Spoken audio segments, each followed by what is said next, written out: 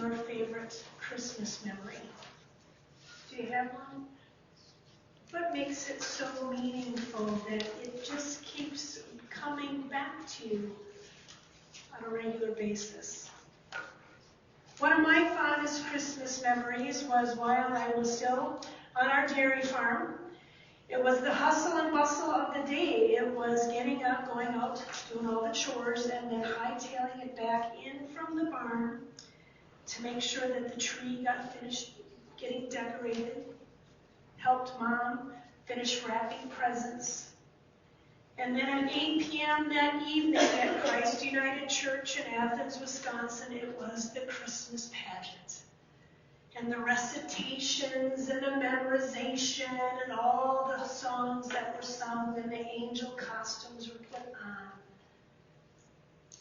It was a magical and beautiful moment. And then afterwards, it was to go home, and miraculously Santa came.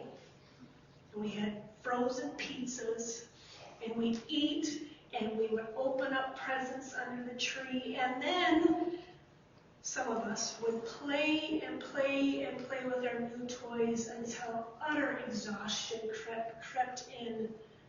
I remember my mom at one point having to guide me up the stairs because I was so tired. She kept saying to me, "Sarah, it is time to put it away." "Oh, I can't. There's that moment, that powerful, powerful moment. In that Christmas story, those memories invite us into a time of deep revelation. We find ourselves wrapped in longing for what once was and the potential for what could be. This time of year is tied up with grief and joy, trauma and tears, and even laughter through the years. As much as this season is a complex puzzle, we cannot help but notice the beauty and wonder it invites. The complexity and trauma of childbirth and Mary's experience. How did Mary experience grief and joy, knowing the child she gave birth to defies the very orders of power held in that time and space? Who helped Mary breathe through her contractions? Joseph, a midwife, a shepherd, an angel? Reverend Leslie Garrity writes, quote, "Each year we tell this story because it is raw with joy, pain, and the complexities of being human. No matter how your story is unfolding, may you find that this sacred story holds space for you. For this is how God shows up in a child who cries, in hands that hold, in human flesh, in life and in death." End quote. God shows up. Frankly, when God shows up, when we lean into our revelations that help us make meaning, it is not for the faint of heart. Sometimes it unfolds and we notice things we never would have before. Anne Lamott, in her book, Help, Thanks, Wow, the Three Essential Prayers, writes, quote, "Revelation is not for the faint of heart. Some of us with tiny paranoia issues think that so much information and understanding is being withheld from us by colleagues, by family, by life, by God. Knowledge that would save us and help us break the code and enable us to experience life with peace and amusement. But in our quieter moments, we remember that A, there are no codes, and B, if you are paying attention, plenty is being revealed. We are too often distracted by the need to burnish our surfaces to look good so that other people won't know what screwed up messes we or our mate or kids or finances are. But if you gently help yourself back to the present moment, you see how life keeps stumbling along and how you may actually find your way through another ordinary or impossible day. Details are being revealed, and they will take you out of yourself, which is heaven, and you will have a story to tell, which is salvation that again and again saves us, the way Jesus saves some people, or the way sobriety does.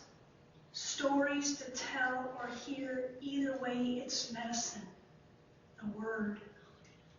And so Anne Lamott says, thanks, because revelation has shown her things that are miserable, that somehow make it to sidestep, or that are miserable, that prayer and friends help find a way through, or that are painful and beautiful in ways that make your heart ache, that draw you closer forever to the comrades who have walked with you. This is where God shows up. In our stories, in our memories, in the people we meet and know, in the tiny details that we think do not matter, God shows up. So just so I'm clear, even with the deep beauty and revelations of this season, there is no promise that everything is going to be okay, or every pain cured, or every issue made fair and equitable. Life with God does not work like that, unfortunately. Though, as Esau McCulley in his New York Times opinion article entitled "Christmas is Weird" writes, Christmas is the grand miracle that makes space for all the smaller miracles.